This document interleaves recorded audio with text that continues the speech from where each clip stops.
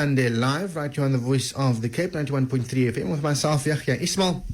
Now, as many South Africans continue to face increasing levels of, whether it's stress, whether it's burnout, or just mental health challenges, initiatives like the X the Stress campaign aiming to highlight practical ways to support well-being. The campaign is led by the South African Depression and Anxiety Group, also known as SADAG. And it focuses on the link between physical activity and mental health, encouraging people to incorporate movement into their daily lives as a way to manage that stress and improve overall well-being. To discuss the campaign with us, joining us online is Dr. Gwen Hobson, specialist anaesthetist and a campaign advocate. Doctor, good morning. Hi, good morning, Yayhee. Thank you so much for having me. Thanks so much for giving us your time this morning. You've just completed the Marathon Disables, and that's one of the toughest races in the world. What was the experience like for you? Well, Yayhee, I suppose I first just need to make a confession that it probably was one of the toughest races back in the 1980s when it first started. I think these days probably there are tougher races, but that doesn't detract from the fact that it's the most amazing experience. We ran 270 kilometers through the Sahara Desert in southern Morocco. It was totally self-supported, which meant that we had to carry all our own food and clothes and sleeping bag and everything we needed for a week in the desert. And it was the most amazing experience. It's a very big race. There were 1,500 participants. And just to be a part of that and testing their fitness and going and experiencing the amazing scenery of the desert was just absolutely fantastic. I loved every second of it. And I was just so grateful to be able to be part of it. Now, incorporating physical activity, maybe not everyone has that fitness level of running a marathon or running a 5K, but there are certain things that people can do to keep active. So how does activity link to good mental health? Well, I think we're increasingly becoming aware of the fact that there is a very, very important link between exercise or physical activity and mental health. We all know that it's good for our physical health and our cardiovascular health, but I think recently there's a growing body of robust scientific evidence that exercise is absolutely vital for our mental health. And, I've experienced this in my personal capacity, that if I'm a runner, so if I go for a run, I feel good. And if I go for a week or so without running, I don't feel great. I start feeling a bit down or a bit anxious. I get quite grumpy. But it's been so interesting for me to learn more that there's actually really good scientific evidence that I'm not a freak. It's not just about me. This holds true for everybody. And we know that exercise has certain physiological effects on our brains. So even just a single bout of exercise will improve blood flow to our brains. It improves production of neurotransmitters like serotonin and dopamine and noradrenaline, those happy neurotransmitters that make us feel good. It increases the brain's ability to reorganize its structure and function, and increases new brain connections. And what all of these physiological effects do is that it improves mood, decreases stress. Interestingly enough, it increases our cognitive ability. So it increases our concentration, increases our ability to think clearly. And in fact, regular exercise actually delays age-related changes in the brain. So we can actually sort of stave off old age of the brain just by regular exercise. And then, of course, exercise also has the psychological benefits that it gives us agency to self-help. So when we're feeling a bit down, we don't have to wait for somebody else to come and help us. We can go and do a bit of exercise and feel better. And exercise can be a social experience where we go and exercise with friends, and that obviously improves social connections, which are so important for us. And there's increasing robust scientific evidence that regular exercise can be at least as effective as medication in the treatment of things like depression and anxiety. So this is an absolutely vital tool for us to self-regulate and to self-help for our mental health. And that makes it, because it's free as well, you can go for a walk and it's absolutely free. This makes exercise very beneficial to large parts of our population that don't have access to mental health services very readily. Mm-hmm. Now, sometimes when we think of exercise, we think, we need to go to the gym, we need to go for long runs. You mentioned going for walks now, but for individuals that perhaps don't have the liberty of, going outside and going for a walk, what are some other activities that they can involve themselves in at home to not necessarily keep fit, but to keep active and support their mental well-being? Well, I think the key is that any movement is beneficial. And in fact, the biggest increase in benefit that we see is from going from no exercise to something. So whilst I've used the Marathon des Sables as an underpinning for the campaign, it's really not necessary to go out and run crazy marathons or do insane amounts of exercise. Any exercise that you like to do will be good for you.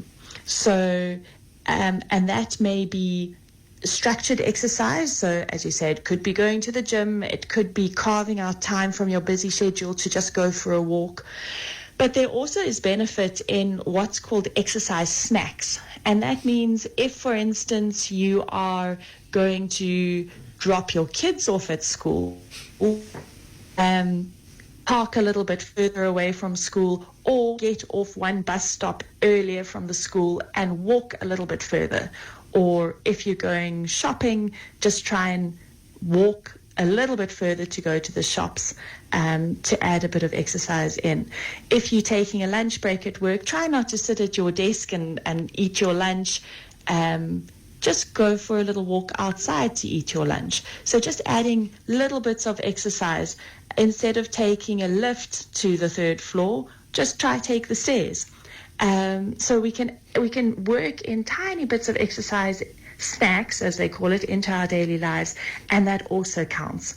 So I think it can be quite overwhelming to launch into an exercise program, and particularly for those people that are mentally not in a good place, that can be just unachievable to go and launch into something that feels like it's overwhelming.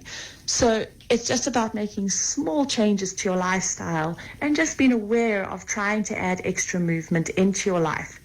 And you'll see how that grows and that your capacity for exercise becomes more over time.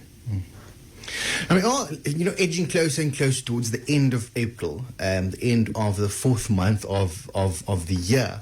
That means that about a third of the year is already done. And sometimes this time of the year where, burnout and stress can start to set in from that late January start to the year. And especially professionals that are in a bit more stressful environments and stressful full sectors, they can feel it a bit more as well. Even you yourself as a healthcare professional, I mean, you've spoken about the impact of stress and burnout and mental health challenges amongst professionals, and obviously specifically mental health professionals. So, what have the realities been like for you? What have you witnessed in your field? So I'm an anaesthetist, and sadly over the years we've lost too many good colleagues to stress, burnout, depression, anxiety, and sadly even to suicide. And this is really what first got me interested in mental health within professional people and healthcare professionals. But as I've started speaking to other people around this, I've realized that this is by no means limited just to healthcare professionals, and it's by no means limited just to professionals. We know that professional people are exposed to long hours, They have to make high-stakes decisions. Often they're toxic workplace environments that play a role, and of course competitive job markets. And this all leads to the risk of burnout, depression, and anxiety. And this is important for us all, because if we have large numbers of these professionals that are suffering from these, it leads to absenteeism or even presenteeism. And then this has an impact on service delivery and economic drivers for the rest of society.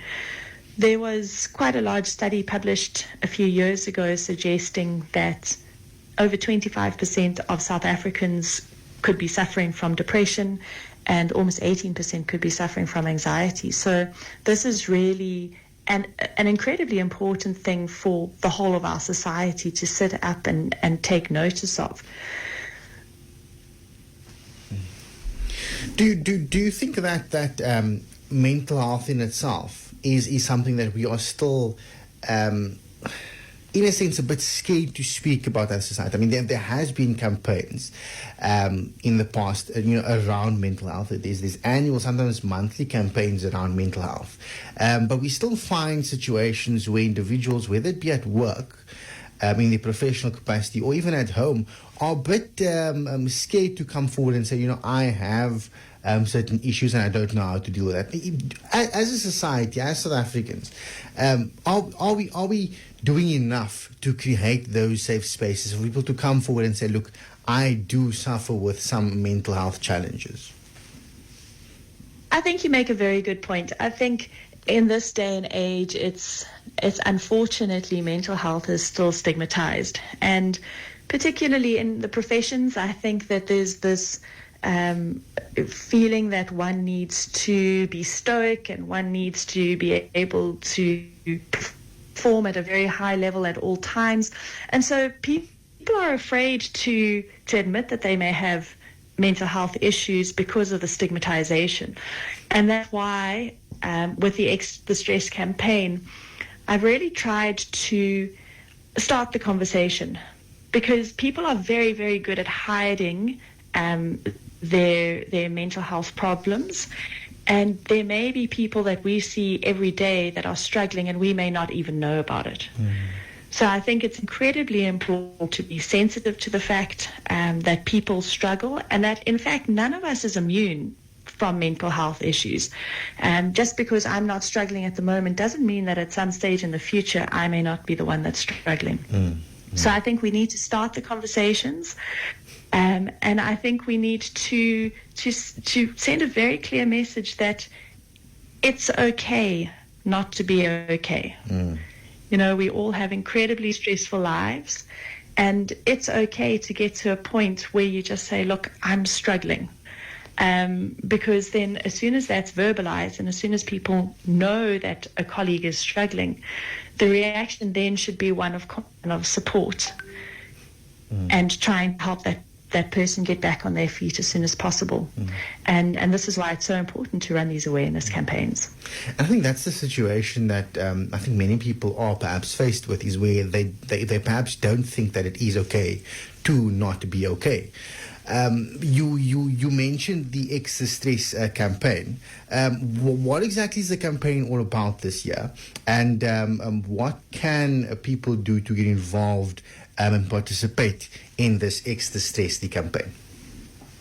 So X the Stress was a campaign that we launched in October last year, which was Mental Health Month, really focusing on mental health and focusing particularly on the benefits of exercise and physical activity in mental wellness.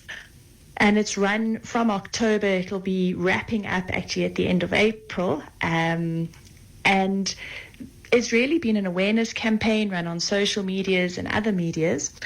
And I've partnered with the South African Depression and Anxiety Group, SADAG, because they do absolutely amazing work in the community with regards to mental health and support and hotlines and counseling and just bringing all sorts of resources to the community that would otherwise be very difficult to access. We are currently this month, to celebrate the Marathon des Sables race that I just ran, we've invited people to sign up for a virtual exercise event where people can pledge to do a certain amount of exercise for the month, and all proceeds from that go directly to SADAG. And the idea of that is really just to get people moving and to get people to understand the benefits and feel the joy of movement. And that can be, if people are interested in that, they can either get hold of SADAG. The toll-free number for SADAG is 0800 567 567, and that's for counseling, that's for people in crisis.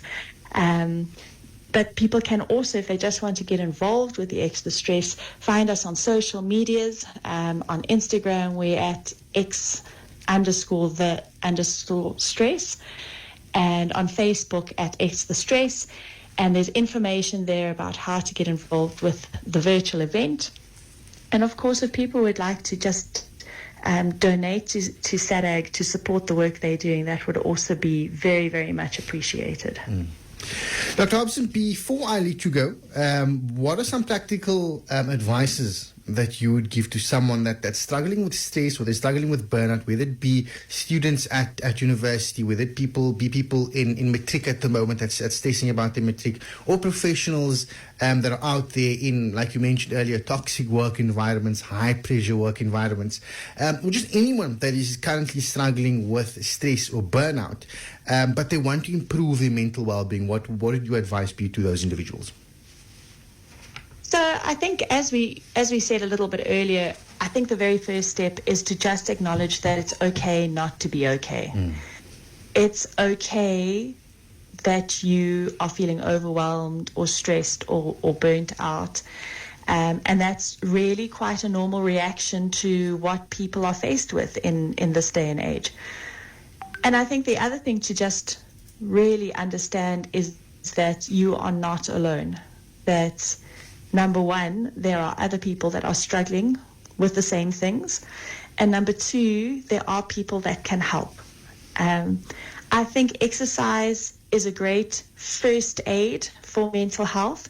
So if you're feeling a bit down, you're feeling a bit stressed, try and get out, preferably in a natural environment, doing an activity you like, preferably with a friend. Try and use it as a social interaction, and you'll be amazed by, even just after one little exercise intervention, that you'll feel much, much better.